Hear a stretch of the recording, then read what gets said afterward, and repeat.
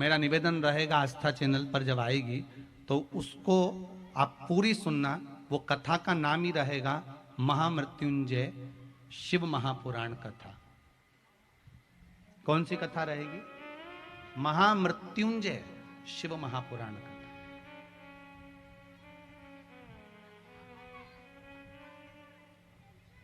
मृत्युंजय मंत्र की प्रधानता क्या है? उस शिव महापुराण को अवश्य सुनना कि वो शिव पुराण साधारण नहीं हो सकती।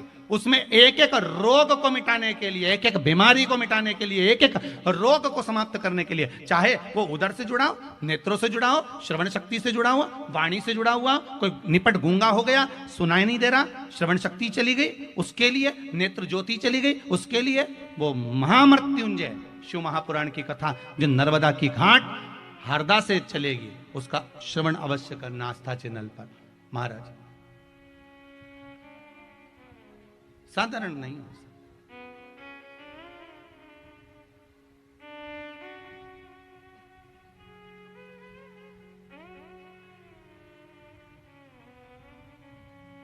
वो सिंपल साधारण नहीं हो सकता। आप उसका स्मरण और ध्यान दीजिएगा। वेद मंत्र, उसका भाव, उसका सुख एक अलग ही है महाराज।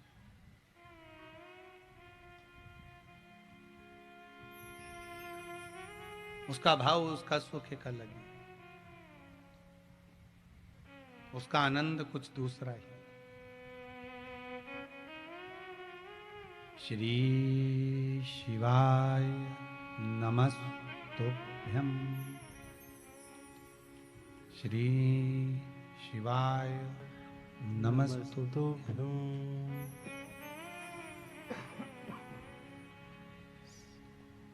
श्री शिवाय नमस्तुभ्यं। श्री शिवाय नमस्तुभ्यं। श्री शिवाय नमस्तुभ्यं।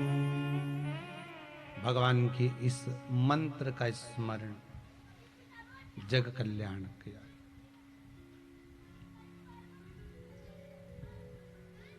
रोग मुक्ति के लिए मक्खन के शिवलिंग का निर्माण है महाराज। मक्खन के शिवलिंग रोग मुक्ति के लिए। आप शिव की आराधना में लगे हैं, भगवान शंकर की आराधना में डूबे हैं, शिव भक्ति में डूबे हैं, तो सुख मिलना है।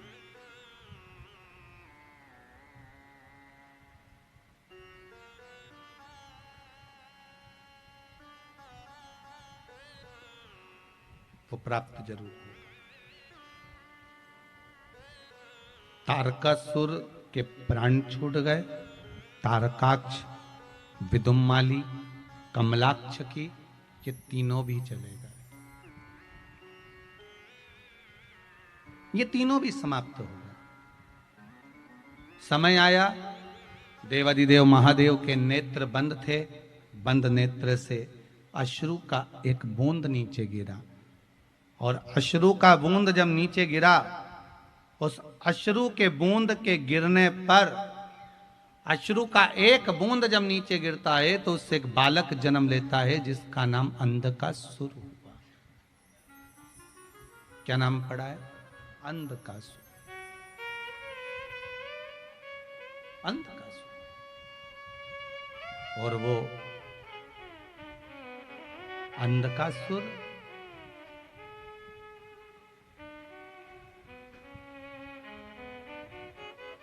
जिसको भगवान शिव ने देखा कि माता पार्वती ने अपनी गोदी में उठा लिया, अपनी गोदी में अंधकासुर को लिया, कहा, शंकर भगवान बोले, पार्वती ये अंधकासुर तूने जो गोदी में उठाया है ये श्रेष्ठ नहीं है, क्योंकि ये मेरे नेत्र बंद करने के बाद हुआ है, पर पुत्र तो आपका है। शंकर भगवान कहते हैं ये मेरा पुत्र नहीं, मेरे नेत्र बंद करने के बाद प्रकट हुआ, तो पुत्र किस काम का?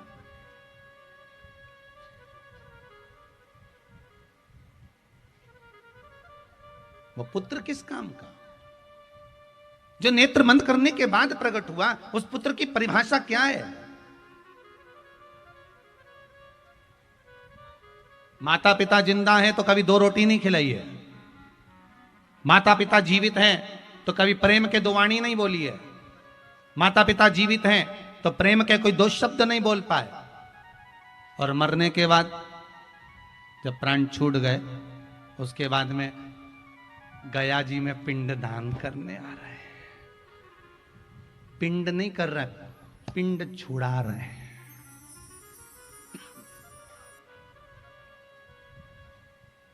पिंड नहीं कर रहे हैं, पिंड छुड़ा रहे हैं।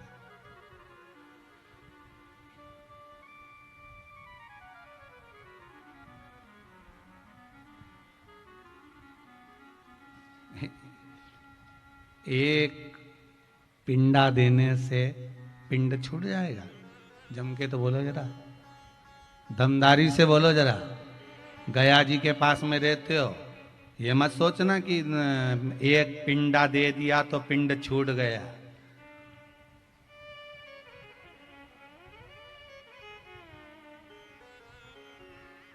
कई लोग कहते हैं गुरुदेव, जब गया जी का श्राद्ध कर दिया जाता है तो ब्राह्मण को भोजन नहीं कराना चाहिए, गया जी का श्राद्ध करने के बाद धूप नहीं देना चाहिए, गया जी का श्राद्ध करने के बाद गाय को रोटी नहीं देना चाहिए, गया जी का श्राद्ध करने के बाद, गया जी का पिंड करने के बाद में कुत्ते को भोजन नहीं दिया जाता। शिव महापुराण की कथा कहती है, तुम्हारे अंश में, तुम्हारे शरीर में तुम्हारे माता और पिता का भाव जुड़ा हुआ है। शरीर में जो ये मांस है ये तुम्हारी माता का दिया हुआ है, शरीर में जो हड्डियां हैं ये तुम्हारे पिता की दी हुई हैं।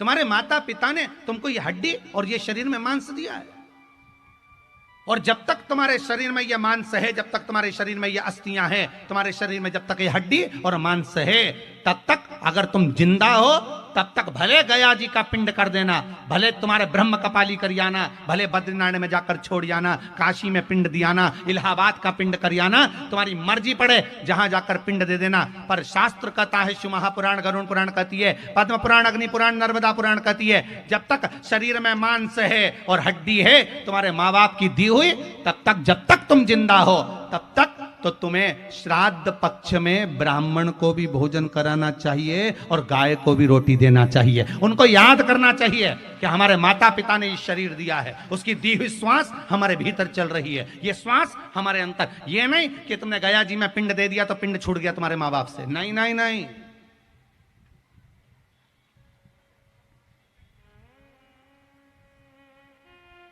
वो छूटे नहीं है, वो जुड़े हैं।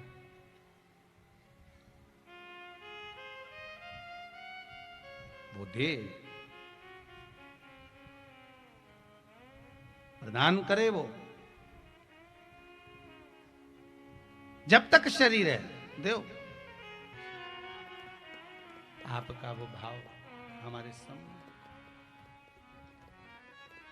बड़ी कृपा, और जिस भाव के बल पर हम आपके दरवाजे पर आ जाएं, जिस भाव के बल पर आप हमें प्राप्त हो जाएं, वो निर्मल भाव इस चित्त वृत्ति में हो।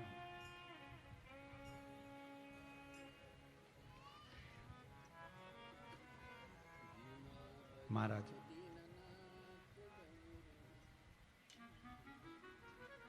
शिव महापुराण की कथा कहती है, अंधकासुर सामने दिखा, शिव जी ने कहा इसको समुद्र में फेंक दो। समुद्र में बच्चा है, मर जाएगा। शंकर जी कहते हैं अगर जन्म लिया है तो फिर वो जीवित रखने की जवाबदारी जिसकी है वो जाने का, तू फेंक दे, तू छोड़ दे इसको।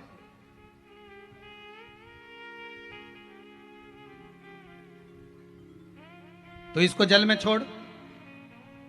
प्रभु बड़ा भाग्य चाहिए भगवान के चरणारविंद में पहुंचने के लिए, बड़ा भाग्य।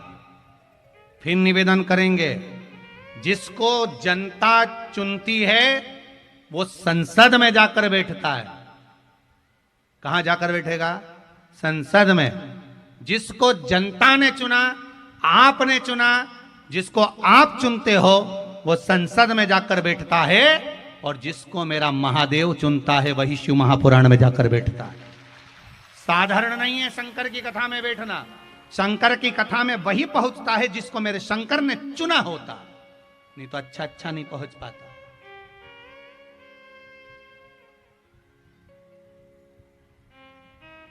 शिव अगर चुने हैं आपको तो यहां तक आप पहुंच जाओ, शंकर की कथा तक पहुंच जाओ। बालक को समुद्र में डाल दीजिए। प्रभु, यदि मैंने इस बालक को समुद्र में फेंक दिया तो ये मर जाएगा, प्राण छूट जाएंगे। शिव पुराण की कथा कहती है, महाराज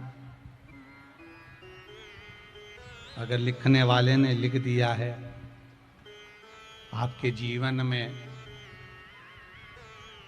कि इसके प्राण छूटना है तो फिर छूटेंगे।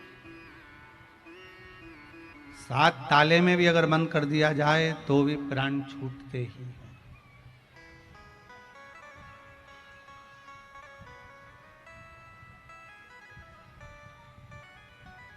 जो लिखा है उसे कोई टाल नहीं सकता। जो लिख दिया वो फिर टलेगा नहीं। बहुत ध्यान दीजिएगा, अगर टाल सकता है तो केवल एक ही टाल सकता है, वो मेरा देव अधिदेव महादेव। कौन टाल सकता है? जम के बोलो, महादेव। इसके सिवा कोई नहीं टाल सकता। लाखों के दुखड़े जो तू हर गया डमरू वाले, तो मेरे दुखड़ों को देख कर क्यों डर गया डमरू वाले। अगर टालेगा तो वही टालेगा, दुख मिटाएगा तो वही मिटाएगा। शिव पुराण कहती है, भगवान शंकर का चरित्र कहता है, शिव महापुराण की कथा कहती है, भगवान ओगढ़दानी त्रिकालदर्शी कैलाशी अविनाशी मेरे शंभु मेरे शिव मना कर रहे हैं, पार्वती से कह रहे हैं कि तुम इसको समुद्र में डाल दीजिए। समुद्र में पार्वती मैया डालने को आतुर नहीं होती, फिर भी उन्होंने समुद्र में उस अंधकासुर बालक को फेंक दिया, जिसको हिरण्याक्ष ने ले लिया, पाल पोस कर बड़ा करा। हिरण्याक्ष के प्राण भगवान ने हर लिए। अकेला अंधकासुर रह गया, उसने तप बल इकट्ठा करा और इतनी तप साधना करी, इतना बल इकट्ठा करा, भगवान से वर मांग लिया कि मेरे प्राण नहीं छूटे, मैं मरूं ना, मेरे प्राण ना छूटे।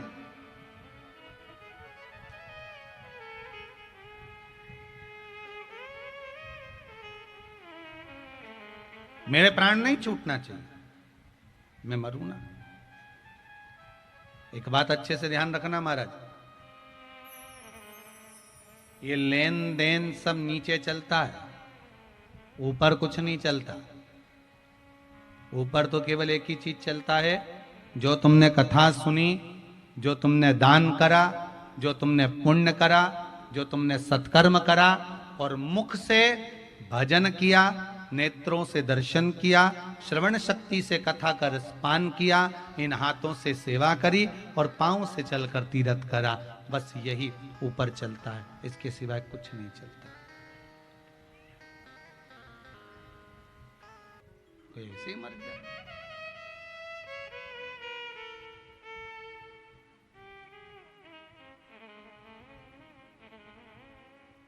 वो बाण छोड़ा गया। मतलब ये निश्चित है कि मरना सभी को है, चाहे कोई भी हो। देखो, तुम चाहे बादाम खाओगे तो भी मरोगे, नहीं खाओगे तो भी मरोगे, ठीक है। रोटी खाओगे तो भी मरोगे, नहीं खाओगे तो भी मरोगे, मरना तो है।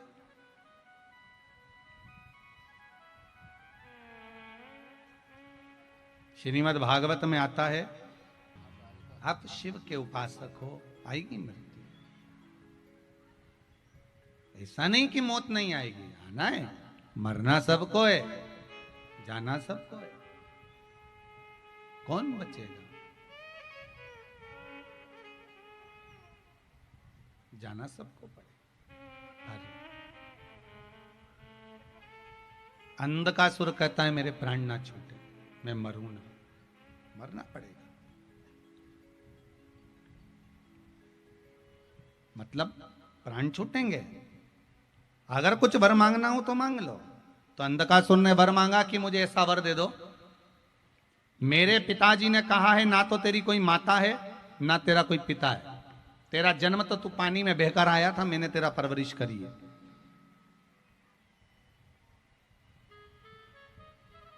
ना माता ना पिता,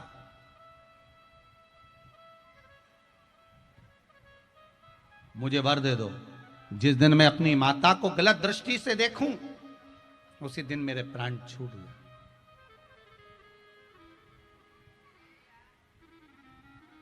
जिस दिन मैं अपनी माता को गलत दृष्टि से देखूं उस दिन मेरे प्राण छूटे।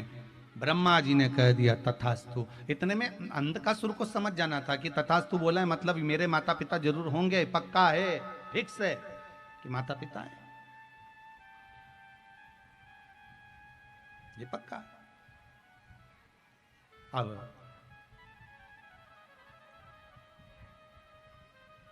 आया समय, अंधकासुर एक दिन अपने सैनिकों से बोला कि जाओ मुझे विवाह करना है, जो सबसे सुंदर स्त्री हो, सबसे सुंदर नारी हो, उसको देख कर आओ, मुझे शादी करना, विवाह करना। दूतों ने आकर कह दिया जो सबसे सुंदर नारी थी उसको तो देवाधिदेव महादेव ले गए, शंकर जी के घर पर है वो। तो दुनिया की सबसे सुंदर अगर कोई जोड़ी है तो वो देवाधिदेव महादेव और माता पार्वती की जोड़ी है, बहुत सुंदर। पार्वती जी और शिव जी में सबसे ज्यादा सुंदर कौन है? दोनों में सबसे ज्यादा सुंदर शंकर और पार्वती में कौन है? भगवान शंकर। एक बार गणेश जी ने कह दिया था भोलेनाथ जी से, बाबा पिताजी भगवान विष्णु कितने सुंदर दिखते हैं, ब्रह्मा जी कितने सुंदर दिखते हैं, इंद्र देवता कितने सुंदर दिखते हैं, और एक आप राख लपेट के बैठे रहते हो, भस्म लगा कर बैठे रहते हो, गले में सांप बिच्छू टांग कर बैठते हो, कितने सुंदर हैं वो। ऐसे सुंदर तुम भी हो जाओ ना एक बार, मैं आपको देखना चाहता हूं एक बार सुंदर। शंकर भगवान बोले मेरे को सुंदरता दिखाना नहीं है। नहीं नहीं तुम एक बार जाओ गंगा जी में नहा के आओ। शंकर भगवान ने कहा नहीं मैं नहीं जा रही। गणेश जी तो रूठ गए। गणेश जी रूठ गए तो शंकर भगवान गंगा जी में चले गए। गंगा जी में से जैसे ही नहा कर शंकर भगवान आए, आते से ही गणेश जी के मुख से निकल गया कर्पूर गौरम करुणावतारम। गजब की सुंदरता है साहब, इतने सुंदर गजब के सुंदर। सुनते ही गणेश जी महाराज ने अपने पिताजी से कहा पिताजी मुझे एक वर चाहिए। शंकर भगवान बोले क्या वर चाहिए बोलो। गणेश जी बोले जैसे तुम पहले थे वैसे की वैसी हो जा, वापिस राख लपेट लो, वापिस भस्म लमा लो। भस्म रमा लो? हाँ। वो क्यों? शंकर भगवान ने पूछा वो क्यों? गणेश जी बोले पिताजी बस आप भस्म लगाओ पहले। भगवान शंकर ने पूछा सुंदर है, अंधकासुर कहता है तो मैं